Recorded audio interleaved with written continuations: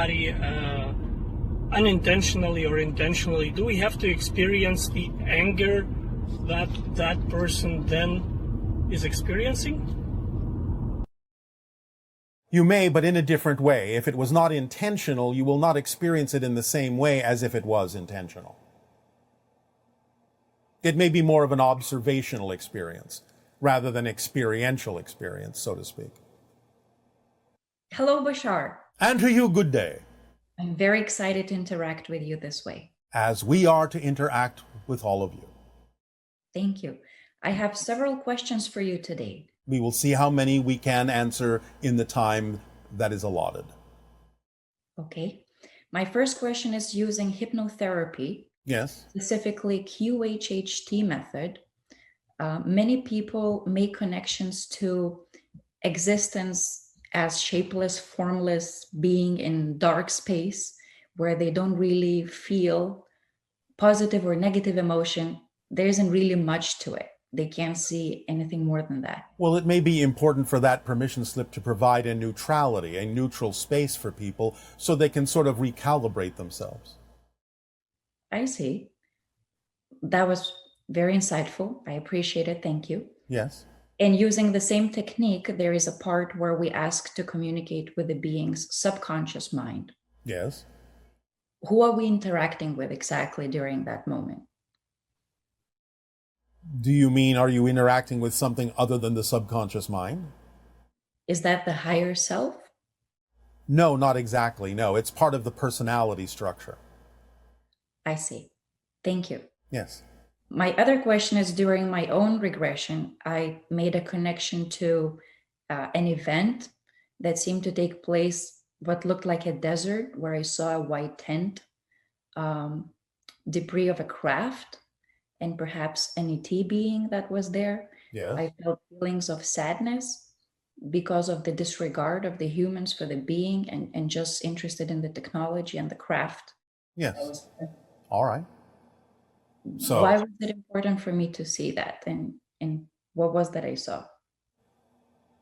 Well, you saw a symbolic presentation of the idea, as you said yourself, of the lack of understanding and the lack of connection and the lack of empathy that many humans experience when they understand or think about the idea of connecting to other levels of consciousness, including extraterrestrial ones. In other words, there's a disconnection in your society, in many members, where they only focus on the idea of the technology and the way they can use it to their advantage without giving really much thought to the idea of the beings or the expressions behind it that are exceedingly important to understand. Because that's what really allows the technology to be used in the most beneficial way for all concerned, is having that empathetic connection. So is that a form of encouragement to pursue my excitement in sharing with other people on this planet about the beings inside the crafts? And would you like to use it that way? Yes. Well, then there you go. Thank you for that one. Make some of these things can be a little more obvious. Mm-hmm. Yes? Yes. All right. I have another question, if I may. Yes. I really enjoyed the exercise of the cutouts of the prints of the hybrid and a gray being, placing it on my window and reading the message of that you delivered, Bashar sent me. I had a lot of fun with it. And after a few days of exercising it, I had a dream where I saw some short, white ET beings coming towards my front door, them being very excited and saying, "She has the cutouts on the window. She's expecting us. Let's go." All right. And as I heard them say that, I felt a tightening in my chest. I guess it was unexpected. And as soon as I felt that discomfort, the dream immediately stopped. Yes, but nevertheless, congratulations. You made some degree of progress of changing your vibration to be a little bit more compatible to those kinds of beings. So we would simply encourage you to keep practicing.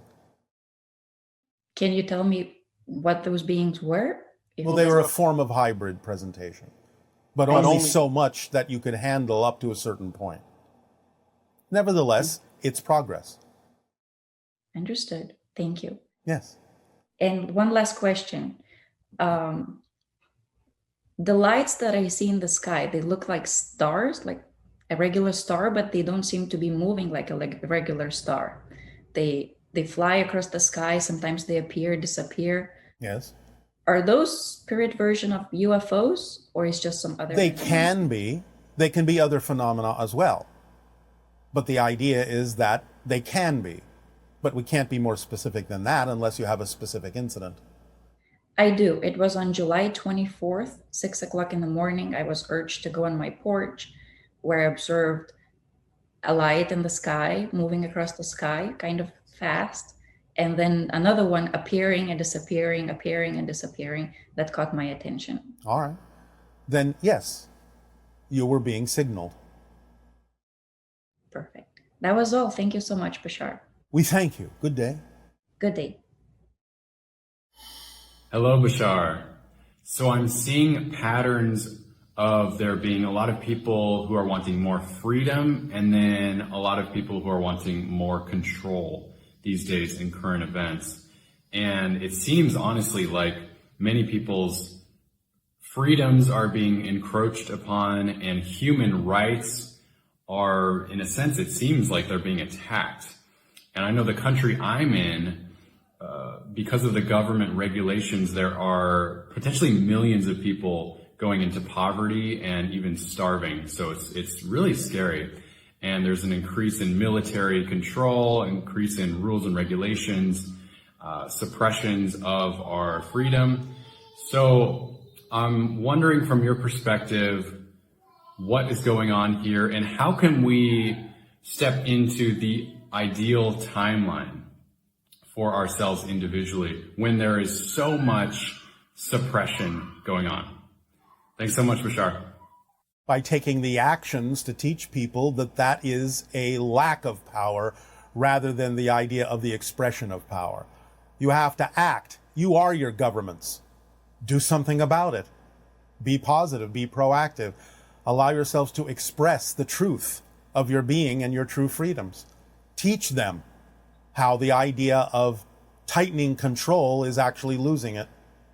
Teach them the paradox of the way that they are doing things.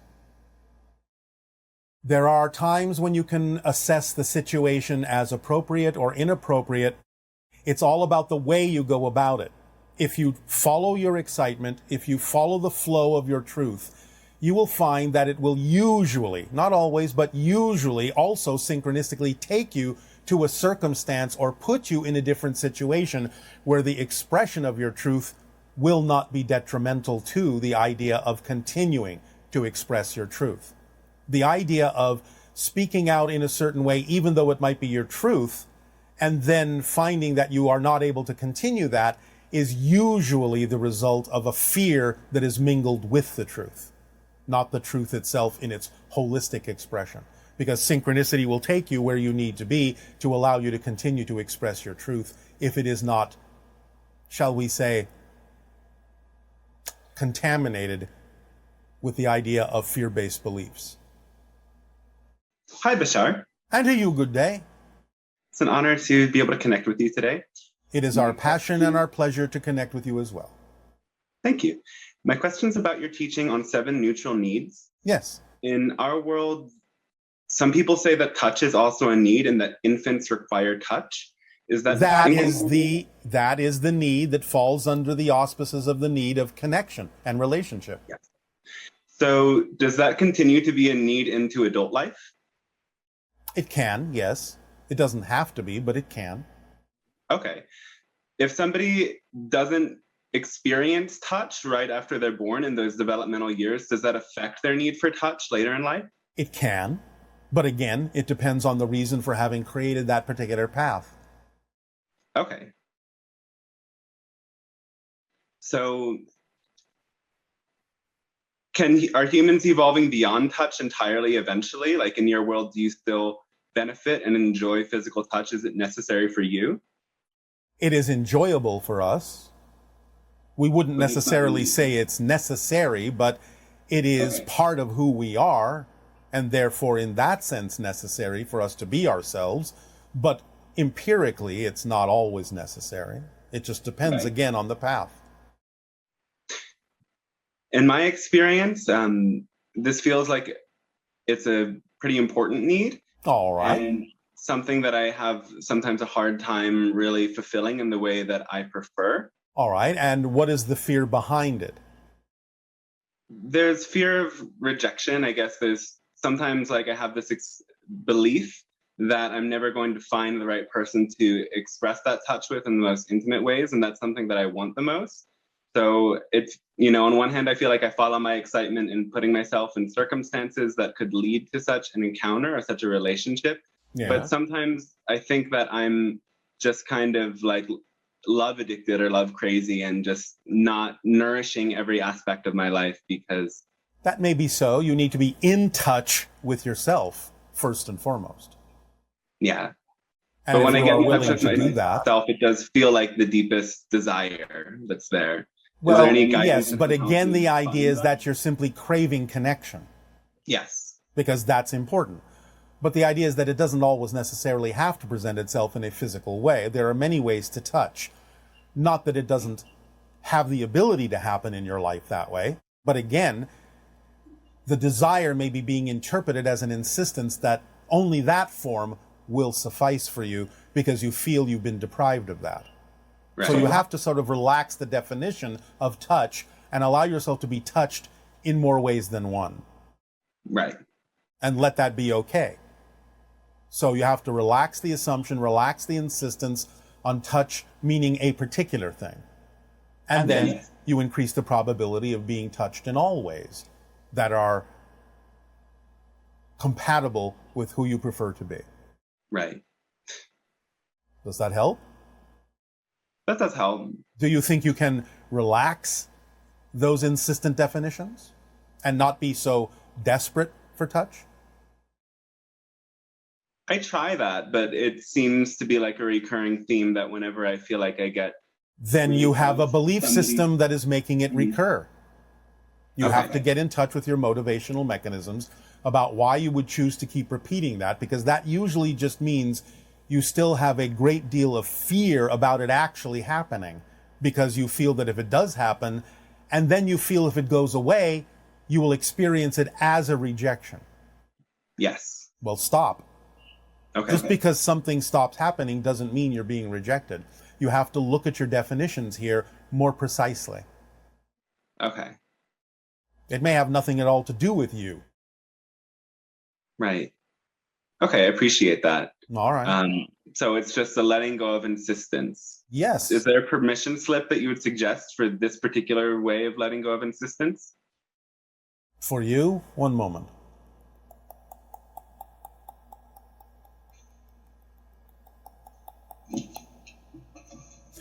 Do you have a cohabiting animal? I do not. Get one. Okay. What are you attracted to? Traveling. I'm normally traveling. I've been traveling for 9 years. It seems a bit challenging, but I am intending to settle down more. Am I in a place that's really right for me to settle down at this point? Because it feels like that. Well, if it feels like that, then why don't you see if it's right for you? You can always change, Okay. But the idea of getting a cohabiting animal may help you understand what the next step is you need to take, not only with regard to your traveling, as you say, but also simply with regard to getting used to a different form of touch from a being that you don't necessarily expect the same things from. Right. So you can practice with that. The being will reflect to you what it needs to reflect to you. Now, is there a certain kind of animal that you're attracted to? Cats. All right. And remember, of course, even if you do travel while having a cat live with you, you can make a connection with someone who can possibly help you take care of the cat while you're gone, yes? Yes. All right. That's not an issue for you, is it? I just got to this new place and my guide said that I should settle here and this is home for me, but my guides have kind of messed with my head before, I think. Your guides never mess with your head. You're messing with your head. I'm messing with my head. Okay. Yes, of course. They would never do that to you. Yeah. But they will give you the challenges that put you in touch with the way you are messing with your own head. Okay. So, we would say, for now, perhaps, explore the idea of getting a cat You can go to places where you can interact with cats and see if something feels right to you. The cat that you need will come to you. Great. All right? Thank you. So I have a question as well about the practice of circumcision in this country and around the world, male circumcision, and what effect does this have on the development of the brain? And, you know, I feel there's some trauma from this. There's some like lingering. There can be, but it depends on the person and it depends on the path. We cannot overgeneralize this. You have to take it on a case-by-case basis. Yes, physiologically, we understand that it may cause physical trauma in the child. So we will leave you with that idea, but you still have to explore it on a case-by-case basis. And if you're concerned about the idea of yourself, then the idea simply is get in touch with the fears you have, again, about the concept of intimacy, and allow yourself to start with the idea of learning touch by dealing with the animal cohabitant. Yes. It'll be a soft way to start. You'll ease into an exploration that you'll be more comfortable with if you have a cat companion to explore these things with energetically. Okay. All right? Will that do? Can you? Or is there something else? Questions, if it's possible. One. Okay. Pick the most important one.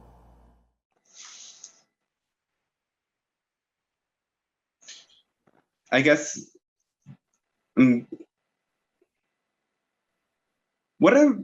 there any blockages you see to my channeling? Because I also do channeling, and I've taken a step back from it for a while just because I've felt I needed to focus on other things, but I feel like that can be important. There might be something in the way for me. The only thing so-called in the way is, in a sense, what we've been discussing.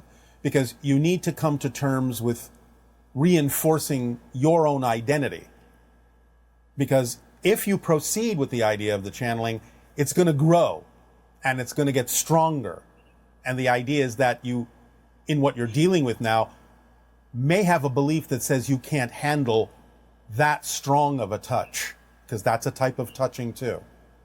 So yes, I strengthen your own identity. I can't handle the visibility and the exposure and the connection with so many kinds of people. Yes. So strengthen your own identity, and then you'll be able to deal with all of that with ease.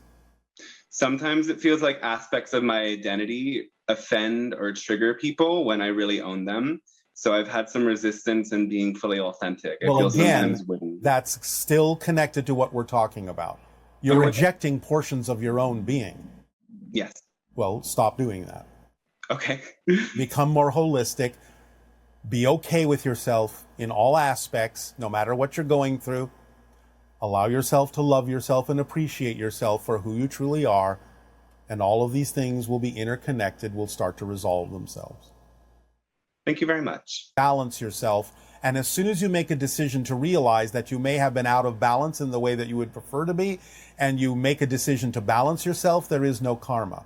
It is simply the recognition that you are out of balance, and it is the decision to rebalance yourself that erases anything that has to do with that concept. Fantastic. Thank you. Do you have any information, clarification, or guidance to share on what we call walk-in souls or multiple souls that inhabit the same body at different times? Or it is not a different soul. It is more of the same soul, which of course will change the personality, which is why it makes people on your planet think it's a different soul, because now they're dealing with a very different person. But it's the same soul in a more expanded presentation. Okay, fantastic. Is there any guidance you can give on to help those people kind of go through that transition phase? Follow the formula. Okay. Is there any aspect of your teachings that you feel has been misunderstood by many receiving it? Several. Where would you like me to start? Wherever you feel. One of the ones that is the most prominent, is a lack of understanding of the precision required to really allow the formula to work with them, because many people will lock onto the idea and get very excited about acting on their passion, and they will completely ignore or dismiss or forget about the idea of all the other aspects, or have a very limited understanding of the other aspects, such as no assumption, no insistence, to the best you can, taking it as far as you can till you can take it no further, and the idea of remaining in a positive state no matter what happens. So many people will click onto the first one and go a little bit soft on the remaining attributes of the formula. Oh, I love that. Thank you very much. Yes. What is the most powerful action we can take right now to accept the higher frequencies that many of us have been feeling inundating us over the past number of months? Any action in the direction of your true passion. Because remember, the language of physical reality is physical action, not words. So if you are passionate or excited about something, even just a little bit more than any other choice, taking a physical action to the best you can in that direction is the next step on your path. Remember, your higher mind is communicating with you in energy, and your body translates that energy as passion. So when you take action on it, you're actually answering the higher mind, saying, yes, I heard you. And therefore it can send you more opportunities to take action on your passion.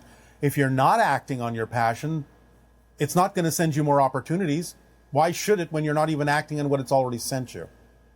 That's the most powerful thing you can do, is pay attention to what you are passionate about. Take whatever action you can take without assuming that the form in which the passion came is the thing that actually has to come to fruition, because you have no idea why it actually came in the form that it did.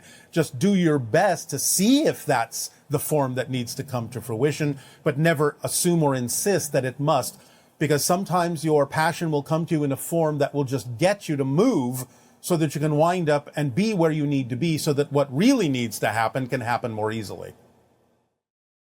Fantastic, thank you. Is there any action hybrid children would benefit from their biological relatives taking?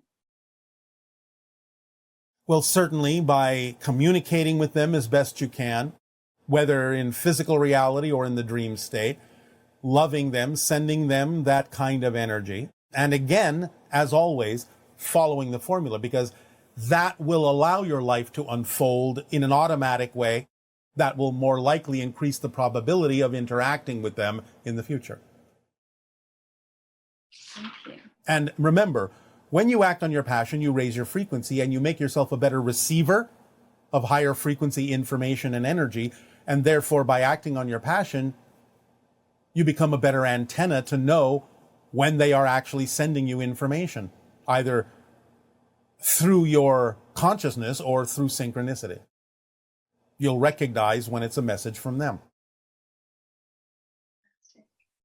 Is there anything you feel would be helpful to share with me personally that I've not already asked about? Yes. Don't ask if you're missing something.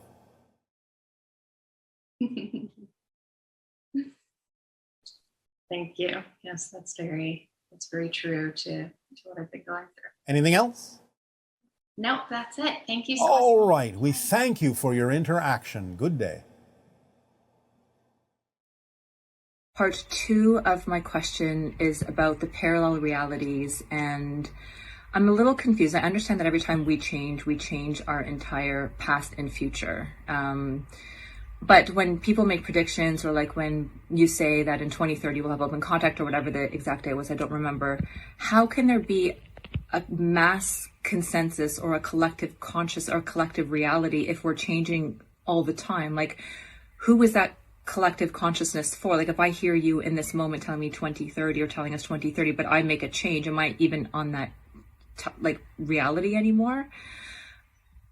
I hope my question is clear, but I just don't understand, because I just watched the video on the parallel timelines, and if there's infinite timelines for us to be on in any given moment, how can there be a collective timeline that everyone creates, or that in 2030 we can have open contact? Like, I don't really understand that. And Yeah, and just with myself personally, yeah, I'll leave it at that. Okay, thank you so much, and good day. Bye. Because you agree to go as a group towards certain reality experiences. You simply navigate with your friends toward them so that you can experience a particular reality even as a group. So just because there are all these probabilities doesn't mean you're not making group choices as well as individual ones. Fear and greed in humanity, and how that relates to contact. Because to say if a mass sighting were to occur, the stock market would probably crash, and a lot of commerce would probably be halted to some extent. Yes, well, that's exciting too. Yes, it is. And but how would you guys see that to not cause a psychotic shock of everyone making the stock market crash? Stair-step transitions into a better format, a stabilization, maybe best for everyone, because I see it as an archaic system that has served us up until now. Yeah. And you have hinted many times at the evolution of our socioeconomic system to be more conducive of maybe that reality where it does support stabilization of contact that doesn't totally impact, us in a more harsh way than that needs to be. Yes. Well, first of all, you're talking as if you only live on one version of Earth. Yes. Remember, there are multiple versions that exist simultaneously, and based on the actions you take and the vibration that you stay in, you navigate yourself to the version that's more representative and reflective of what you prefer. So the idea is that there may be stock market crashes and so on and so forth, but it depends on what you do with them that determines how you navigate to the version of Earth that works for you. Remember also that you are in the splitting prism. So it doesn't necessarily mean that you have to experience the shift that way if you're in a different reality. Those that choose to remain in a more negative reality may still experience it that way, or they may not experience the idea of contact or UFOs at all. So you're actually really talking about a multitude of probability Earths, and it's not just one planet that we can give you a one planet answer for. Got it. Well, that's really cool. So whatever dominant vibration what I put off is most likely what I get in terms of my own thinking of what I invest in. Yes. And the idea of being a living example of what might be probably a better way, a more positive way to experience transformations and shifts can give people that are not thinking that way an opportunity to think that way by seeing the example in others like yourself. But again, all you can do is give them the probable ways that they could choose, but they don't have to. And whatever they do choose is none of your business. Awesome. Because you don't know what their path is. Yes. They may need to go through a crash in order to learn something valuable for their path. So don't necessarily deny them the opportunity to choose that, but you can help them understand there may be other choices if they so desire to match the frequency. Excellent. Thank you so much, Bashar. That really helps. All right. And so as far as because of that stabilization of trust and knowing and that pure connectivity of really believing and knowing what you're really investing in, because a lot of investment, people don't know what they're investing in. They don't really believe. It's totally speculative. But when you invest in yourself, in your knowing, that feels like a much more conducive, full connectivity. Well, this is why we say ultimately your so-called economic system will actually be based on people and their abilities, not on the idea of a arbitrary symbol. Yes, absolutely. And as far as that arbitrary symbol, I just had a curious question. What form did the currency system take place in Atlantean times? Was that gold? Some of it was, yes. There were other forms as well, different kinds of gems, as you say. Okay. But sometimes there was a lot of trading going on as well. Quite a lot. Understood. And was the first idea of currency given to us maybe by the Anunnaki? No. Okay. Not really. So that came later on of our own devices. Yes. Okay. And I have a quick question. I love to meditate upon higher dimensional consciousness, as I'm sure everyone does here. And some things you've said about thinking about the fifth dimension and expanding our imagination and our senses to that is to think of everything as inside out. Yes. That's You've one also way. said that when you raise in frequency and you raise in the idea of dimensionality, you experience the previous dimension. You were the previous dimension you previously existed in. You see that. Yes. And so merging these two ideas, this is coming to I see that, and I've experienced that for myself on, personally, DMT experiences of that pop and that transition of maybe my pineal gland flipping to some extent, of going inside out.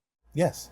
And so I know we have those experiences maybe in the transition of fourth density, but as we get closer to fifth dimensionality, those are happening simultaneously all the time, breaking down the yes, walls. but do remember, you're not going to transition to the fifth dimension until you become a spirit.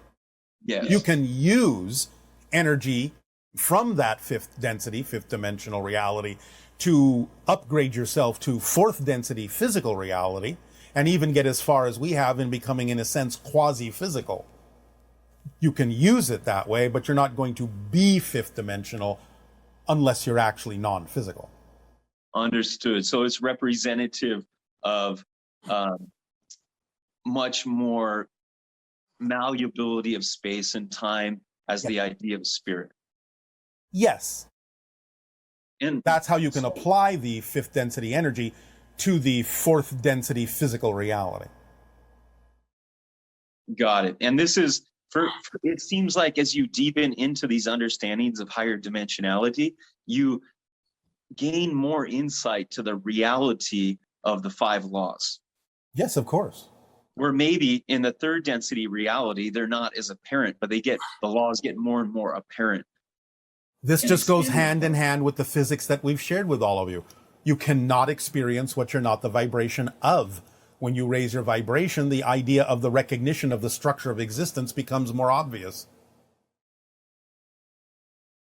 Yes, beautiful, beautiful. And two more things, Bashar, that I'm curious about. Yes. The idea of maybe this transmission is called the infinite restaurant. Yes, we will explain why when we get to the meditation exercise. Excellent. Well, sometimes I think of the kids' table and the adult table. And there's certain things we have to do to learn manners and appropriateness to sit at the adult table. Yes. And maybe so we can have, the flaming skillet or whatever of fajitas, and that we don't burn ourselves. Yes. And so I see that transition as transitioning to be able to sit at higher tables with higher entities such as yourselves. But there's a degree of manners, morality, and ethics that need to be instilled in humanity to gain that level of maturity to be even invited to the adult table. Yes. Yeah. But that again goes hand in hand with following the formula. Because as you raise your vibration, you begin to understand what is appropriately matching the vibration of those at the higher table, so to speak. Yes. Wonderful. Wonderful. For me, Bashar, this past year, I got really deep into economics and the stock market to the point where I segmented myself a little bit too much in that focus and made that a little too much power of symbol of abundance. Oh, all right. Myself. Did you have fun going through that adventure then?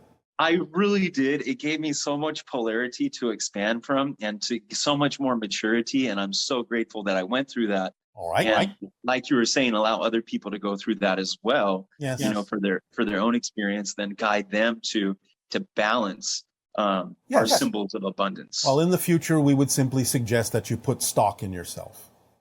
Beautiful, beautiful. And so with that feels like the imbalance of the symbol of abundance of the market might have led into realities such as the graves. Am I wrong? Such as what? Such as, not necessarily looking at the organic, conducive nature of things, but using materials from the earth and just for their own devices and profit, and just going purely into kind of using and not giving back to reality in an extent. Because what I've noticed in the market is people that are too segmented in a particular way where it's making them really disassociated from an organic lifestyle. There always has to be an equal exchange. That's the first principle. Always an equal exchange is for an organic environment. Yes. In other words, you have to give back what you take in some way. What you use has to be given in a way that you can give back and keep the balance. Yes, absolutely. So we begin to become fertilized and more ripe, so to speak. And with the idea, I think of our world ripening to a certain point to get ready to pop for the idea of contact. And so you really helped me think about this in a different way. Instead of really focusing on outside people, it all comes from within.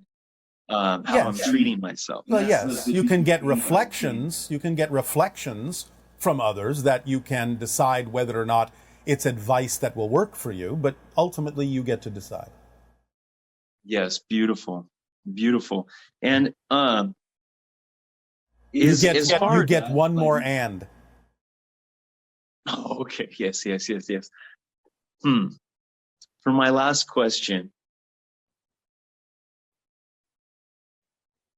Okay, this is just a fun question that I've always been curious about. So you talked about Ra and Tot being Ra, the entity that created humanity, and Tot, the entity that was given the task to educate humanity.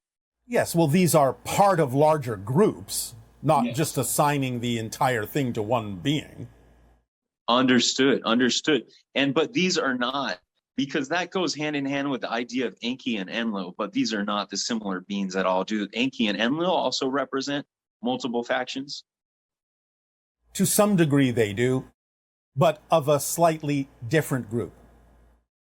Okay, and were these... I said you get one more and. Okay. Well, that's beautiful. Thank you so much, Bashar. It was wonderful to communicate with you today. And you as well. Good day. Look forward to next time. Bye-bye. Good day. Hi, Bashar. My name is Patricia from New Jersey. I have this wonderful artifact. It's either Mayan or Aztec. Here it is. I was wondering, you can give me a little bit more information on it and what it was used for, and actually how did they make it. Thank you and have a great day. The Maya people are the remnants of an extraterrestrial civilization, and therefore the artifacts are usually connected with the idea of extraterrestrial energy. The Aztec civilization, in a sense, is an offshoot remnant of the Atlantean civilization, and therefore will usually be directed toward the idea of creation and destruction as a cycle of experience on your planet. Hello, how are you? Perfect, and you? I am doing well, and actually I woke up in a very comedic and humorous energy today. Oh, all right, good for you. Thank you. And actually, to start off with my questions, I'd like for you to share anything about comedy and humor that comes to you to share with us right now. Humor is used very effectively to shift a person's expectations, and so that they will drop them and get surprised. The element of surprise. I love it. Thank you so much. Yes. In considering the title Infinite Restaurant. Yes. And in having conversations with a friend of mine about a recent experience, the following came to me that I'd like to share with you. Yes. Existence is like a buffet. All of the options are available, but that doesn't mean we need to consume them, nor are they all relevant for us. Correct. We can choose what we need on our plate in this lifetime, and in another lifetime, should we choose, we come back and make different selections in alignment with our path of exploration. Yes, but you don't come back. Reincarnation, in a sense, can be an experience, but it's not mechanically what actually happens, because everything exists at the same time. Yes, thank you for that reminder. On the topic of shifting and refining our food or dietary choices, yes, I'm curious about your perspective on emotional eating. I find that a lot of people speak about stress eating or not eating. Yes. But is there something we're not addressing in its fullness that you encourage us to do so that we move higher to transform our negative beliefs? Well, of course. The idea of stress eating, in a sense, is no different than any addiction. You are attempting to fill an emptiness within you, a hole within you that cannot be filled that way.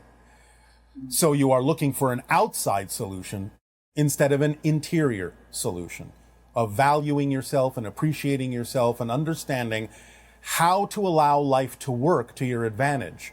So once you understand these things and can fulfill yourself in that way, there will be no more emptiness. You will feel connected. You will feel fulfilled. The stress will disappear. So then would you say that in the form of stress eating that exhibits itself as someone maybe not eating when they're stressed out, that is they're imagining that whatever energies whatever energies they're experiencing, that they have the ability to choose to not take in those energies into themselves? It depends on the person. It depends on the path. You have to sort of, again, take it on a case-by-case basis because there can be different reasons for doing it that way. But again, along the lines we were discussing, the idea is that if they do experience a stress because of an emptiness, because of something that feels unfulfilled, the symbol of taking food in may be contrary to the devaluing of their own being.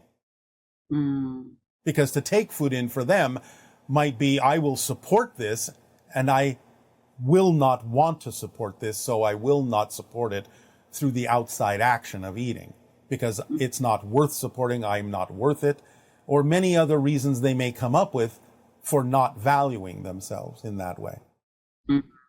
Wow, it's really powerful. Thank you. Yes. I'd like to hear your perspective about the energy of the rainbow and the particular messages it is providing us at this time that may be different than it has in other times. Well, for you at this time, in general, as a symbol for humanity, it represents ascension itself, that you are transitioning from a lower state to a higher state. It's a bridge, in other words, between one reality and another through the idea of raising your vibrational frequency. Now, you do understand that from a higher perspective, and again, this is a symbol that works well for your present day and age, a rainbow is not a bow, it's a full circle. You're only seeing a part of it. Indeed. So the idea then is that by going to a higher perspective, you see the bigger picture, you see the whole thing more easily. I love it. That's definitely been a theme for me in my life, especially since the beginning of this year, not to put any insistence on a specific time frame, but that idea of, we can stay below and see all the nitty-gritty detail. However, in order to actually transform, going above to see the bigger picture, the full circle, gives us the ability to be more of who we are. Yes, of course, because you have more information. You are better informed by seeing from the higher perspective. Yes, I love it. I find that we problematize or pathologize human beings or other creatures that do not exhibit the body forms we classify as standard or normal. Yes. Are many of those beings, and I'll say in particular human beings, who have different shapes and different expressions, are many of them often reflecting different forms along the spectrum of humanity that we need to learn how to perceive differently? Or are they also displaying to us that we have connections to other civilizations, extraterrestrials, and so forth? It's not an or, it's an and there's more to it even than that.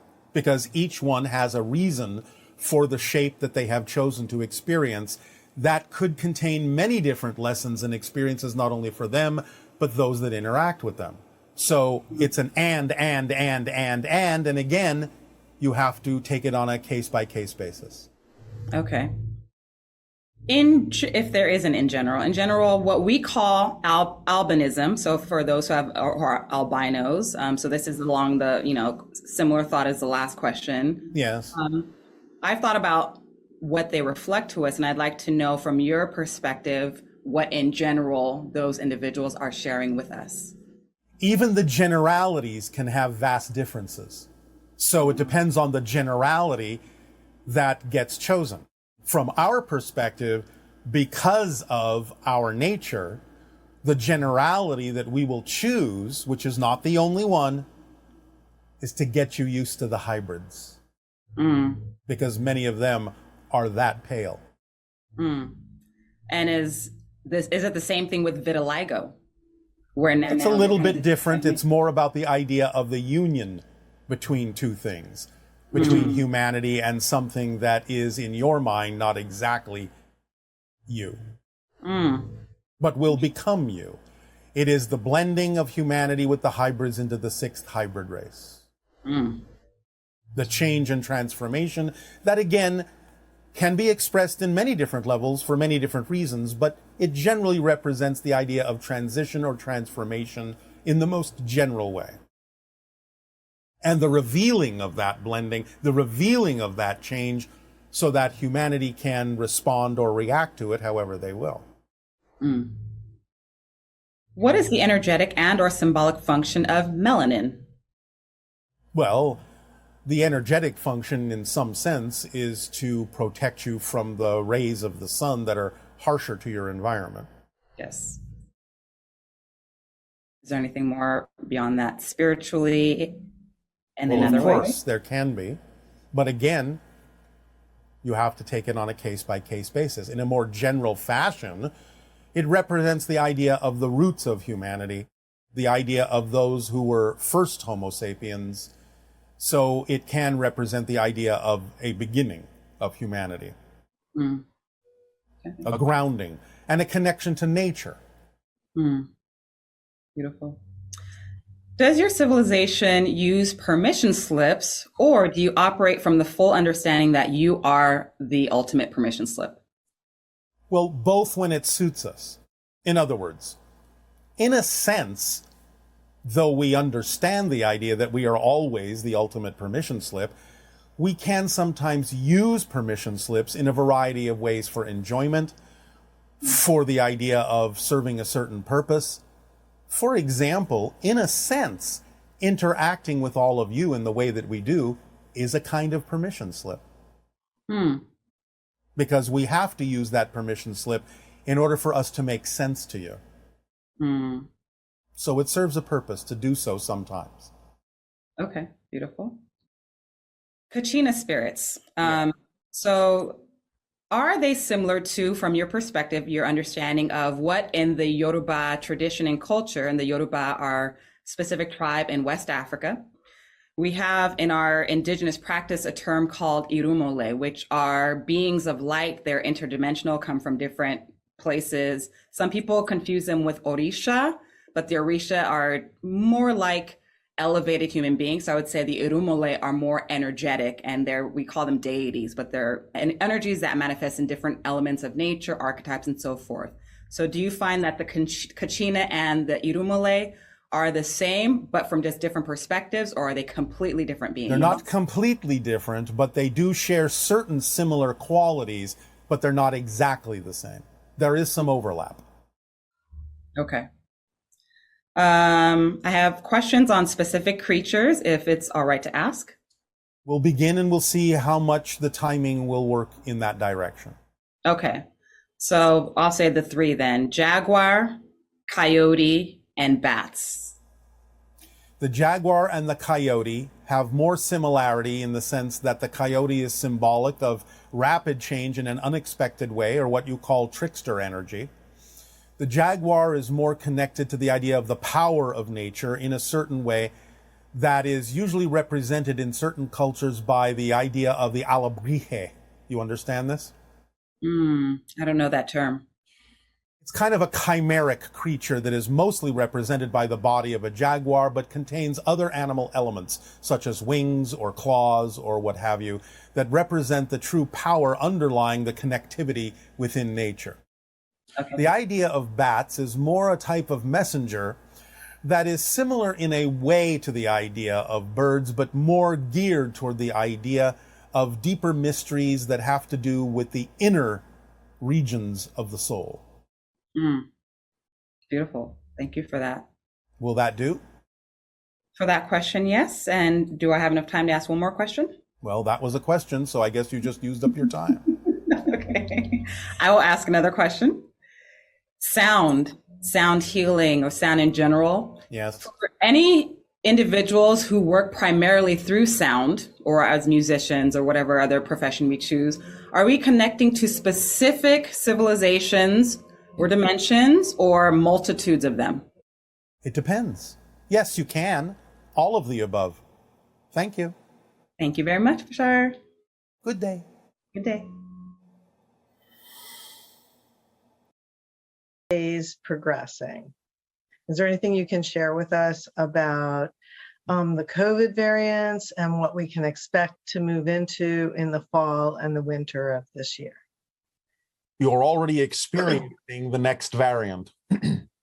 The idea, again, is that, as we have said, the eye of the needle will take you all the way, generally, into 2023.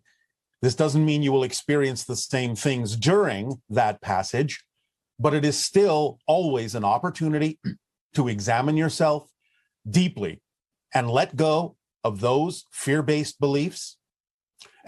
And remember that physical reality can be just as spiritual as spirit, depending upon how you relate to it.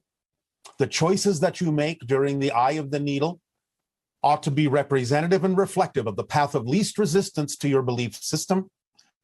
It is not about fighting to be spiritual, but the idea of relaxing into your spirituality so that you will become more aware, more conscious of what the choices are that actually will work best for you, and not necessarily to force yourself into a belief system that you do not believe you can sustain.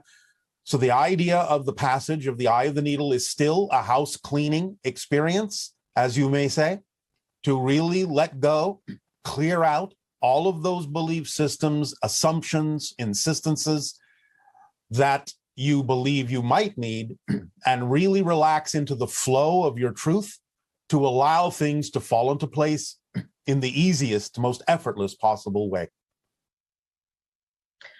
Are cetaceans helping us in this phase of transformation?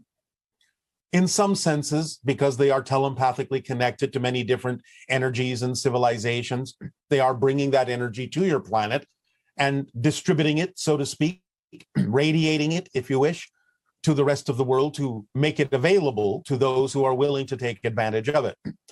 But they are also going to go through their own experience of transformation parallel to yours, so that when you both come out the other end, along with many other beings on your planet, you will truly have renewed yourselves and stepped into a different reality more consciously. Yes, I know that the dolphins are actually experiencing their own form of virus. Yes. And so they will reflect, they will assist, but they will also have their own ideas of experiences to go through so that they can be in synchronous harmony with what humanity is experiencing as well. You mentioned that the positivity of the Earth is now a little more than 50%. And coronavirus inoculations in the US now seem to have stalled at just over 50%. Is the amount of completed inoculations an indication of our overall state of positivity? To some degree, and also, of course, a representation of whatever states of negativity you are still holding on to in your belief systems. What can we do to reverse the trends in extreme wildfires? How can we individually navigate to a reality where this and other aspects of climate change start to balance out? Follow the formula. Again, that is your rudder. That is your tiller. That is your navigation mechanism. Always follow the formula as clearly, precisely, and fully as you can. This is not going to necessarily happen overnight. You're still going to shift through billions of other versions of Earth to get to the versions that will be more reflective of what you prefer, because this gives you the opportunity to still examine all the things that are going on, to make decisions, to help others who may yet need to see living examples of following your joy. So this will be a process that will happen over time, But the idea is, again, different versions of Earth are experiencing different things with regard to climate change, and you may see some shifts. But the idea of the climate change that you're experiencing now cannot fully be reversed. It can only be adapted to. But the idea is that as you progress through the different versions, you will eventually navigate yourself to a version of Earth where things will seem to reverse or mitigate to some degree, and then they will continue in that momentum for a while after that. Just keep going, just keep acting, just keep following the formula. It contains everything you need and leaves nothing out, including the experience of your physical reality on all levels and in all parallel realities. And this burning of the forests, was this something that's happened previously on Earth in other periods of warming of the planet? It has. And in many cases, nature does this so that it can replenish. Of course, the main difference that exists now is simply the habitations that you have built in areas that in the past were able to burn without destroying any structures because no structures existed. So now you have allowed yourself to create the kind of imbalance with nature that allowed you to put your structures in the way of the natural way that the Earth has of replenishing itself in periods such as this. And previously, I guess in the United States, the Native Americans were the ones who sort of tended the forests. Is there something in our behavior with the way that we're managing our forests that is exacerbating this situation? Yes, of course, because the idea is you have accelerated these cycles greatly by the pollution of your atmosphere and other aspects of your world. And you have been out of balance with nature in many different ways that allows these things to be magnified many more times. The American Indians also did actually set fires purposely here and there under controlled conditions to allow certain sections of the forest to replenish itself, but they understood exactly to what degree to do this. It was not the idea of a rampant or out of control experience in most cases for them. See. There's a question about a woman named Anjali who held a press conference in front of the Lincoln Memorial to talk about her experiences meeting different ET races. Are you familiar with this at all? To some degree, but it is not necessarily relevant for us to comment on. Okay. So the next question is, if we are never alone, why do I feel so lonely? Well, first of all, your definitions about the idea of being on your own. The idea that you feel disconnected from things comes from definitions within you, whether consciously or unconsciously, that allow you to feel the idea or the experience of that disconnection, which can allow you to then experience being lonely. So the idea is to get in touch with your belief systems, to understand you're always connected. Now, this doesn't mean you will always be aware of the connections, and you have to be okay with that, because in many cases, you have to go through whatever processes are necessary for you to learn as an individual. But just because you are learning these things as an individual and don't necessarily sense the presence of others all the time, or even most of the time, doesn't mean they're not there to help you. Please do understand that it doesn't mean that when you have help, you're going to hear that help or perceive that help in necessarily any gigantic way or obvious way, because the idea is that your guides are allowing you to learn how to be your own best guide. So they will guide you with subtlety. They will guide you with whispers. They will guide you with synchronicity and suggestions that you may even think are your own, in your own thoughts, in your own mind. So you are never really alone, but the idea is that you're always given the privacy and the independence to function as your own best guide. So just know you're not alone, but let it be okay for you to not always sense the presence of others, because that might interfere with your ability to strengthen your own self and get in touch with your own powers to create the reality that you truly prefer. I remember one time you talked about the idea of the word alone and how it actually also represents the idea of all one. Yes. So again, it's about definitions, it's about perspective, and it's about understanding how to use those definitions to create the atmosphere and the environment in which you can thrive while not necessarily being held by the hand constantly. So the idea, you could always ask yourself, am I thinking of myself as being alone, or am I remembering that we're all one? Yes, and also, again, many people on your planet may experience the concept of loneliness because, again, they have insistences on how things should happen in their life, and when they don't see it, they give it a negative definition. They may insist on the idea of having certain kinds or attracting certain kinds of relationships, and when they don't see them, they feel that they have been abandoned. But all these things come from belief systems within you that you really need to get in touch with, really need to let go of, so that you can change what you feel. Because remember, all feelings stem from something you define and believe to be true. There's no such thing as a feeling existing in a vacuum. It has to come from something you believe in to begin with. So get honest, get deep, get transparent in your self-examination, and truly let go of those fear-based beliefs and insistences that you may not even know you're holding on to, but which are the only things that can create the experience that you're describing as loneliness. You think you're missing something in your belief system. What's the difference between like being your true vibration and people who are popular or charismatic?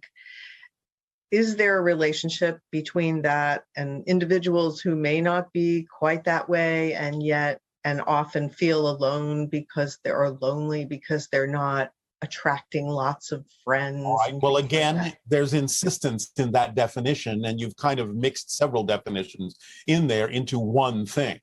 You don't have to necessarily attract a lot of people to be on your true vibration. In fact, there are some people who don't attract people at all because their true vibration is to experience and examine and investigate things more on their own than with others. But the idea is that what you're referring to as charisma is just a particular kind of experience that goes with some people being in their true vibration. And not always do people have to be in their true vibration to attract others into their lives in great quantities. It depends on what lessons they have to learn by the reflections that others may bring into their reality with them. So the idea or the measure of being in your true vibration is not necessarily represented by the idea of popularity or charisma. It's really just what is correct and relevant for you to experience that allows you to become more of your true self. And remember, some people will experience the idea of attracting many people, sometimes even to, shall we say, disguise things within themselves that they don't want to look at by distracting themselves, by surrounding themselves with a lot of people, so that they don't have to pay attention to the things they don't want to look at within themselves. So you can't always tell, just because they may be attracting a lot of people, whether they're doing that for a positive or a negative reason.